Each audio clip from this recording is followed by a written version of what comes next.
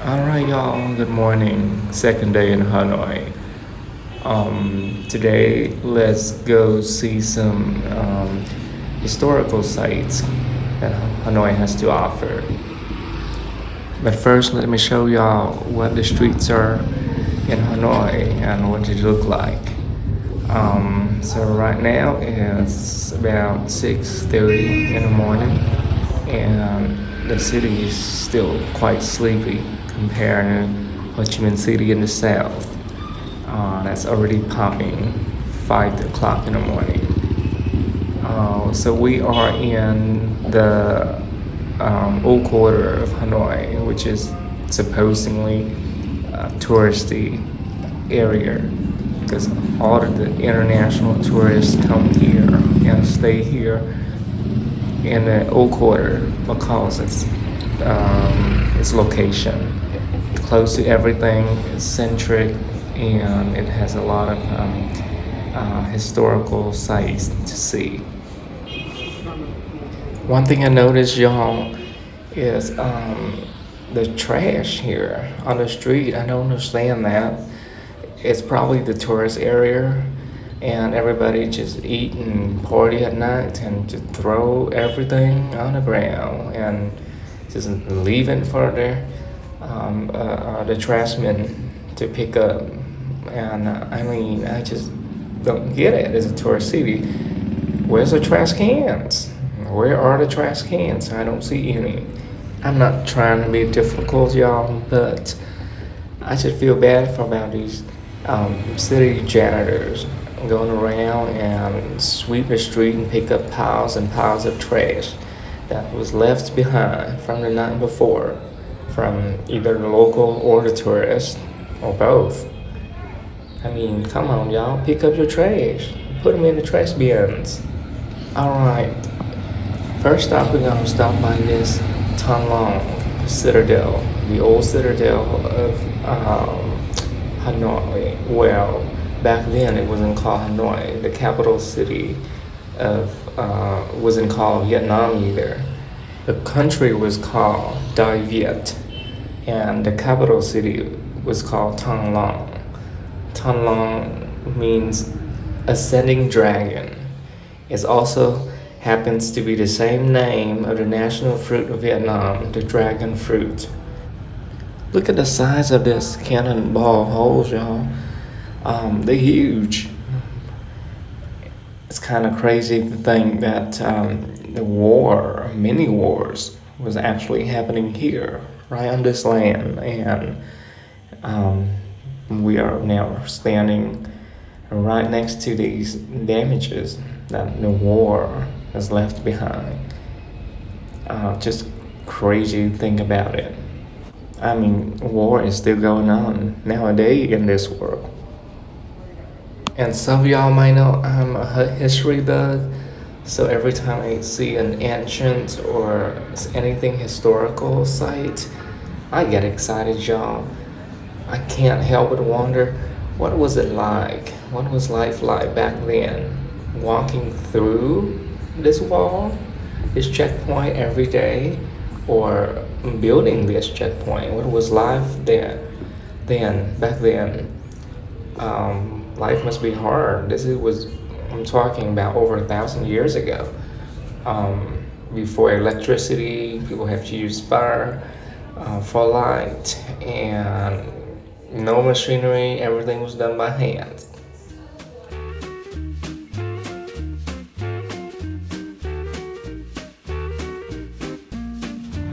Y'all, I got up to the top of the gate, and it's hot as fuck up here.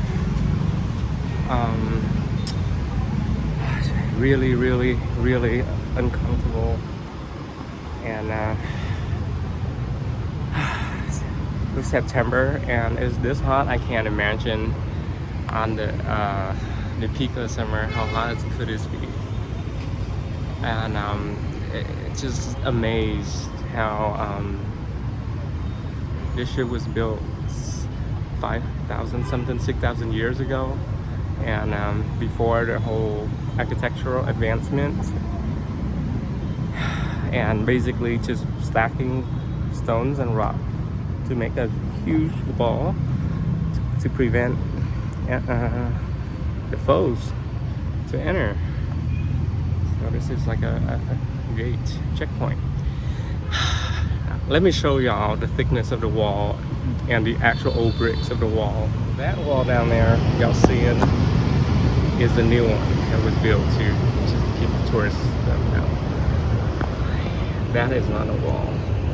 Those, I think, those are the walls, or part of it is what's left. Old bricks, everything baked, formed out of clay, probably baked in the sun.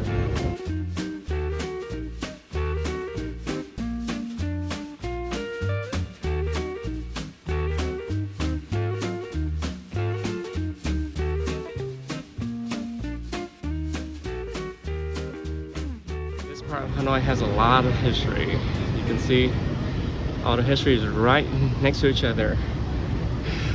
Over 100 years ago, over 5,000 years ago. Right next to each other, and everything in between.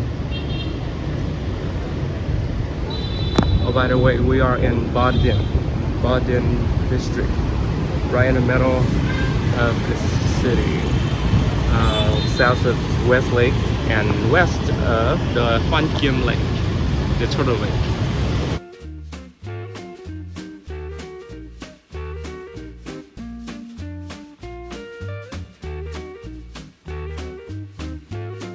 One thing you're gonna see a lot in Vietnam is the burning paper. They're actually burning fake money or goods or whatever they want to send to the underworld or to heaven, to the ancestor, to the lone souls, to the ghost. Most are made out of paper, so you can burn them. That's how you send anything and the down there or up there. Shit, y'all, they just burn it and leave it unattended, just like this one, okay? And then y'all gonna wonder why shit gonna catch on fire.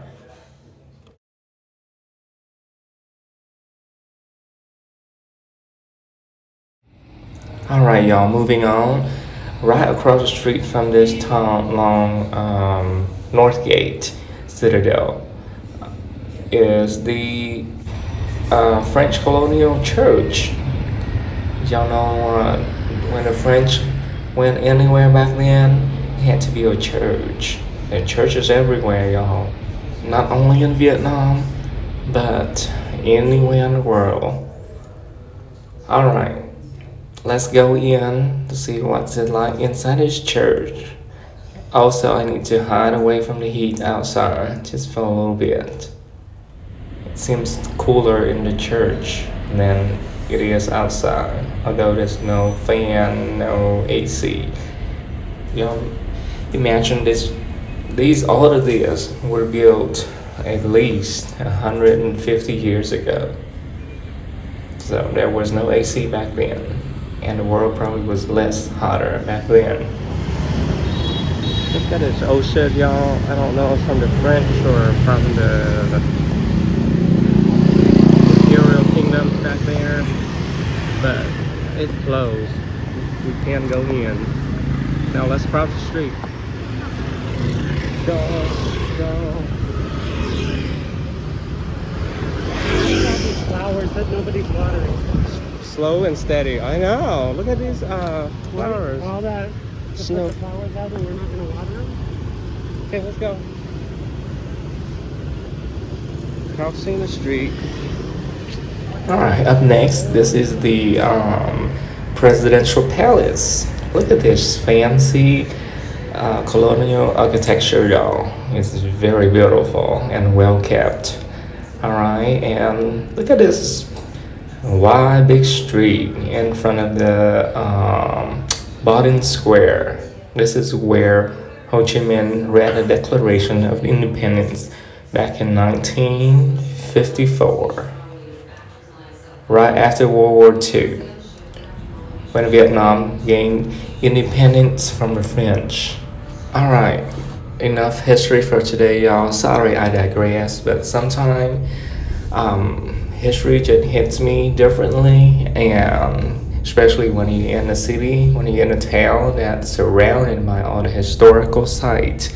Alright, if y'all like what you see, follow me for more adventures around Vietnam. See you next time.